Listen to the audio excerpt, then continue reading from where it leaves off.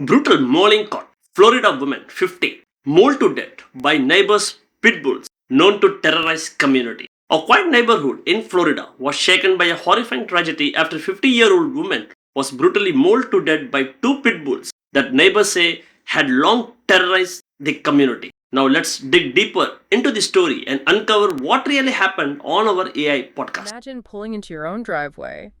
You turn off your engine, you reach for the door handle, and then you realize you can't get out. You're just completely trapped. Exactly, you're trapped. Outside your window, there are these two just highly aggressive dogs circling your vehicle, lunging at the glass, basically holding you hostage on your own property. Which is terrifying. Right, and you sit there with your heart pounding for 30 minutes.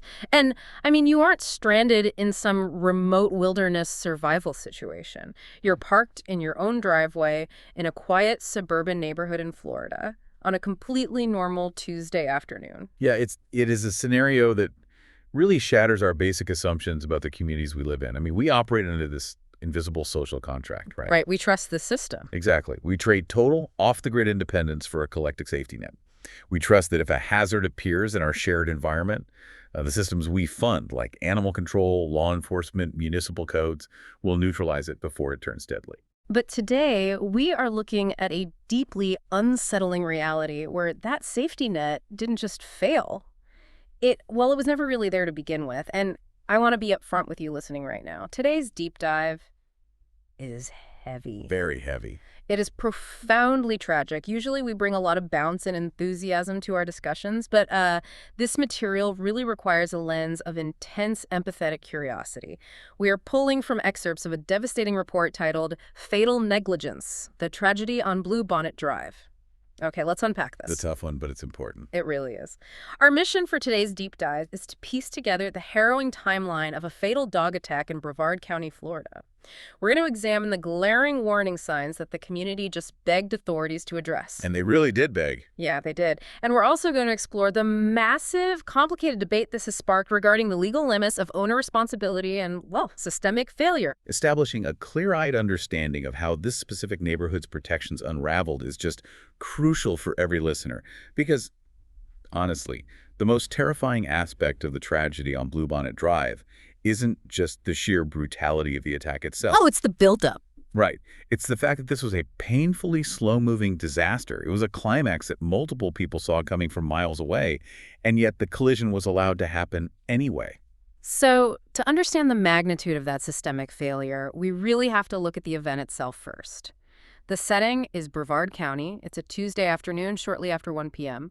Now, you listening, just picture your own street on a Tuesday at 1 p.m. Nothing is happening. Exactly. The mail is being delivered, people are working from home, maybe running errands. It is the absolute peak of mundane suburbia. And Jody Cowan, a 50-year-old woman, is walking along Bluebonnet Drive. Just a completely normal day. Right. And surveillance footage from a nearby camera actually captured her moments before the incident. She's just walking along, holding her own small dog in her arms.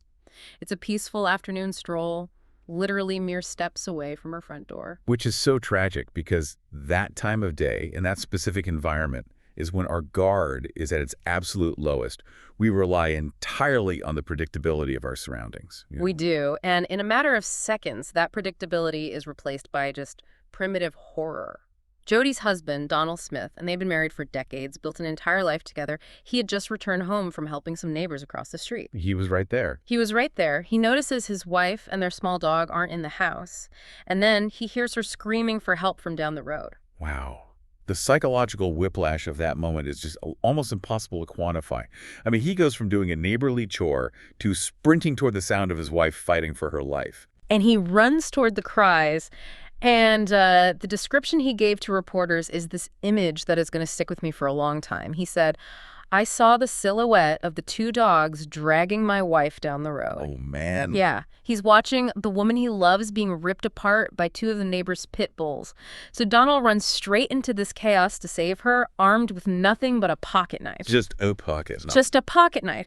He is literally swinging this small knife with one hand, fighting off two highly aggressive animals while desperately trying to apply pressure to her catastrophic wounds with his other hand. It's unimaginable. And here is where I struggle to understand the sheer, mechanical persistence of this attack. Donald finds her. He's stabbing these animals to get them off her, but the report notes they actively kept trying to drag her away again during the struggle. I mean, these weren't just territorial snaps, right? Does this level of sustained predatory persistence suggest something specific about how these animals were kept? Like, is this just a case of dogs having an incredibly high pain tolerance? Or is there a specific neurological switch that flips where self-preservation just entirely shuts off? It is definitely the latter. And understanding that neurological switch is vital here. When we think of a typical dog bite, we're usually thinking of a territorial display or a fear-based reaction. Like a warning nip. Exactly. A dog feels cornered, it snaps to create distance, and once the human backs away, the dog retreats. It's a single defensive strike. But what Donald Smith walked into was not a defensive reaction. It was a sustained, high-arousal predatory sequence. So they weren't trying to scare her away, they were actively hunting. Precisely. When a canine enters a full predatory sequence, their brain chemistry fundamentally alters. They experience this massive flood of adrenaline and endorphins that basically acts as a natural anesthetic. Wow, so they don't even feel the knife. Right. Their pain receptors are essentially muted. This state is known as high arousal.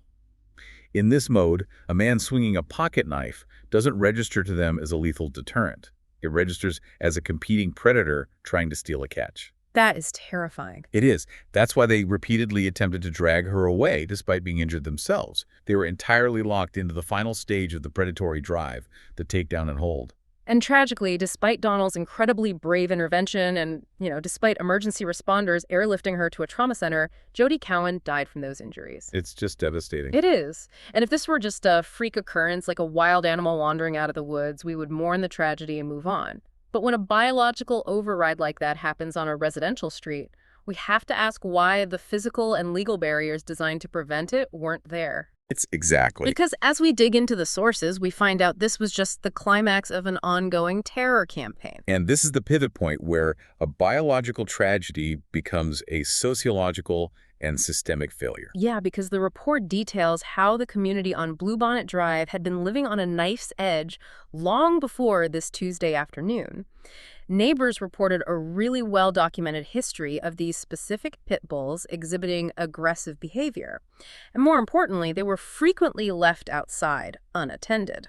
Which is a huge red flag. Huge! You have animals capable of a sustained predatory sequence just wandering around a neighborhood of families. Unsupervised, unrestrained, and consistently allowed to push and expand their territorial boundaries. And the neighbors knew it. We mentioned that resident trapped in their car for 30 minutes at the very beginning of the deep dive. Another resident admitted they had actually taken to carrying pepper spray just to walk out their front door. Just to get the mail. Yeah, and what's baffling to me is how a whole street just accepts this. Is there a psychological reason why an entire neighborhood just adapts to living in a hostage situation instead of demanding it be fixed immediately? I mean, is it like when people live right next to active train tracks? At first, the noise wakes you up every night, but eventually your brain just stops registering the 3 a.m. freight train because it files it under normal background noise. What's fascinating here is that you've just perfectly described the sociological concept of normalized deviance. Normalized deviance. Yeah, it is a psychological survival mechanism. When human beings are presented with a chronic, low-level threat, and the systems meant to resolve that threat fail to act, well, living in a state of constant, acute panic would cause adrenal exhaustion. Right, you just burn out. Exactly. So to cope, the community slowly reclassifies the unacceptable threat as a normal part of the environment. So carrying pepper spray to check the mail just becomes the new normal. Exactly. The deviance, in this case, highly aggressive roaming dogs, becomes normalized. The neighbors didn't pack up and sell their houses. They adapted. They bought weapons. They mapped out safe routes.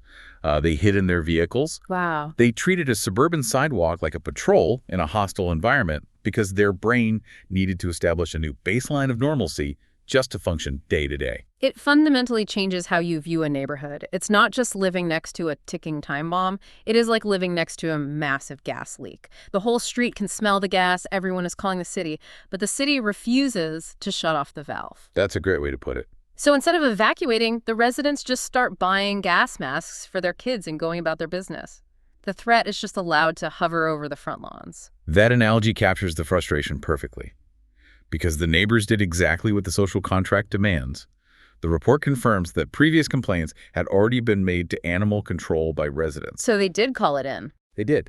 They documented the hazard, they alerted the authorities, and the authorities failed to defuse the situation, forcing the community into that exhausting state of hypervigilance. And that systemic failure brings us to a detail in the source material about Jody herself that is so cruel, it is just hard to process. It really is. We transition from the mechanics of the dangerous dogs to the victim. Donald Smith noted in his interviews that his wife, Jody, quote, loved dogs more than people. In fact, the entire reason she was targeted that afternoon was because she saw the pit bulls charging and picked up her own small dog to shield it. She used her own body as a barrier to protect an animal. Yeah. Her immediate instinct was the preservation of a vulnerable creature. Which tells you a lot about her character. It really does. And if you look at the history between Jody and these specific animals, here's where it gets really interesting, but in the darkest, most tragic way possible. Donald revealed that Jody had actually helped one of these exact attacking pit bulls in the past. I remember reading this part. Yeah, prior to this fatal attack, one of the dogs had gotten its collar tightly stuck in a fence. It was completely trapped. And Jody was the one who went over, calmed it down, and physically freed it. She had literally saved the life, or at least relieved the suffering, of the very animal that ultimately killed her. It's just a heartbreaking irony. It is. It totally shatters that persistent myth we hold on to, doesn't it? I mean, I always assumed a dog's sense of smell is so incredibly powerful that they would instantly recognize the scent of the person who freed them. Why does that recognition completely fail in that moment? It is a deeply uncomfortable reality for people to accept, especially those who dedicate their lives to animal welfare. Yeah. We naturally anthropomorphize our pets. Right, we give them human traits. We project human morality onto them. We assign them concepts like gratitude, loyalty, and, a long-term moral memory. But behavioral biology doesn't operate on human morality. So what is actually happening in the dog's brain when it looks at a person who previously saved its life and then decides to attack? Think of the dog's brain like a smartphone. Under normal, calm conditions, that phone is running a dozen different applications simultaneously. It's running memory, set recognition, affection, territorial awareness, social hierarchy. Okay, that makes sense. Right, so when Jody helped the dog out of the fence, the affection and recognition apps were open and processing. However, when an animal enters that high-arousal predatory sequence we discussed earlier, the brain perceives a massive biological emergency. It essentially enters an extreme power-saving mode. Oh, wow. It force quits every single background application to funnel 100% of its processing power and energy into one single app, the instinct to hunt, catch, and neutralize. So the memory of Jody wasn't forgotten, it just literally wasn't running in the brain at that moment. Exactly. The cognitive part of the brain, the cortex, which handles complex associations like, this neighbor was kind to me last month, is entirely overridden by the limbic system, which is the primal, ancient part of the brain. To the limbic system, there is no Jody the kind neighbor. There is only an obstacle standing between the predator and its prey, which in this case was her small dog. That is wild. And furthermore, because there were two dogs, you introduce the mechanics of pack amplification. Pack amplification, meaning they hype each other up. Precisely. One dog's arousal triggers an escalation in the other. They feed off each other's kinetic energy and adrenaline in this crazy feedback loop. By the time they reached Jody, their arousal levels had likely spiked so high that any solitary behavioral inhibitions were completely obliterated by the pack dynamic. Wow. Past acts of human kindness simply cannot compute in an organic machine that has flooded its own circuitry with that much predatory instinct. That is deeply chilling. It proves how incredibly dangerous it is to rely on past positive interactions when an animal has already demonstrated a pattern of escalating aggression. A wagging tail in January does not protect you from a limbic system override in May. Exactly. Which brings us to the aftermath and the massive, glaring question of accountability. Because when the biological barriers fail, the legal systems are supposed to step in. And the fallout of this case is exactly where the fractures in our municipal legal systems become undeniably visible. Following the fatal attack, the two pit bulls were finally seized by animal control officials who operate under the Brevard County Sheriff's Office. But the report states that the investigation is ongoing, and as of now, absolutely no arrests or criminal charges have been announced. Not at all. A woman was killed in broad daylight on her own street, and no one is currently in handcuffs. Donald Smith is, understandably, not holding back. He explicitly accuses local authorities of failing to act on the repeated warnings from the neighborhood, stating flatly to reporters, "My wife lost her life because of it." If we connect this to the bigger picture, We're looking at a fundamental crisis of liability, prevention, and the way our legal system categorizes animals. The debate tearing this community apart basically boils down to where the ultimate burden of safety lies. Let's break that down. Obviously, the primary blame falls on the owner. Leaving animals with a known history of terrorizing neighbors unattended seems like criminal negligence. But why is it so difficult to actually charge an owner with a crime in a case like this? I mean, if I leave a loaded gun on my sidewalk and a child accidentally sets it off and dies, I'm going to prison. Why is a dog different? It comes down to centuries of legal precedent regarding property. Historically and legally in most jurisdictions today, a dog is classified as chattel. Chattel. Yeah, it's personal property, much like a lawnmower or a bicycle. But unlike a lawnmower, a dog has its own volition. To charge an owner with criminal manslaughter or severe criminal negligence, a prosecutor usually has to prove a subjective state of mind. So they have to prove intent. Right. They have to prove the owner had intent to cause harm or acted with a level of gross recklessness that demonstrated a conscious disregard for human life. But proving what an owner actually believed about their dog's capability is incredibly hard, right? The owner can just say, "He's always been sweet to me. I had no idea he would actually kill someone." Exactly. The owner claims ignorance of the dog's lethal potential. And because the weapon has a brain of its own, proving that the owner knowingly orchestrated a lethal scenario is a massive hurdle for a criminal prosecutor. It often gets downgraded to a civil liability issue. Like a wrongful death lawsuit. Right, a lawsuit for financial compensation, rather than a criminal offense resulting in jail time. Okay, that explains the owner's side of the legal shield, but what about the municipality? Donald Smith is pointing the finger squarely at the authorities who ignored the warnings.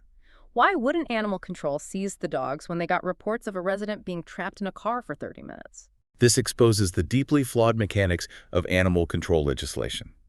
In many municipalities, animal control departments are severely underfunded and operating under incredibly restrictive legal mandates. Many jurisdictions still operate on variations of the one free bite rule. Wait, the one free bite rule? That sounds like a myth. Does that actually exist in the legal code?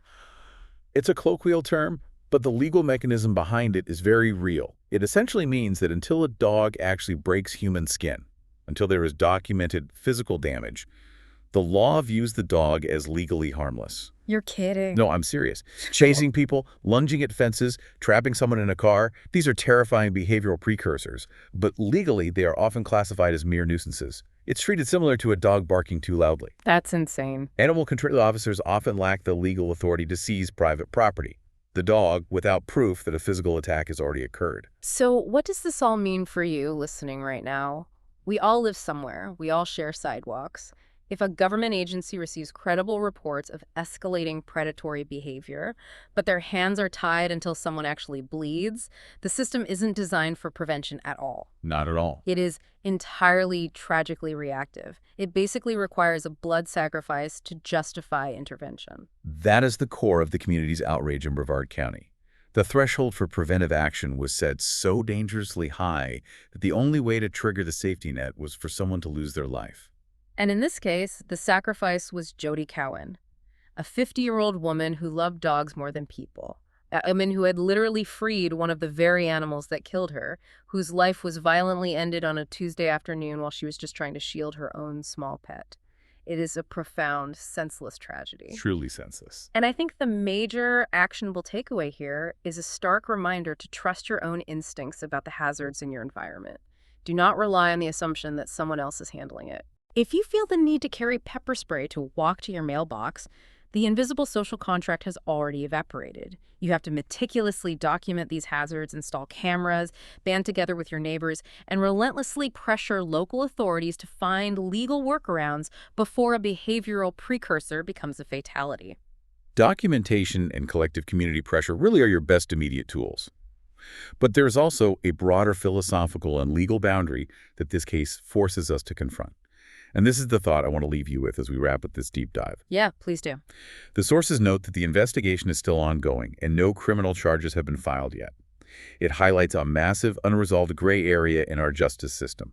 If an owner consistently ignores a known, severe, and escalating danger posed by their animals, despite repeated community warnings until it predictably results in a gruesome death, at what point does a neglected, aggressive dog cease being treated as a pet issue or a civil liability in the eyes of the law and start being treated exactly like a lethal weapon carelessly left lying in the street?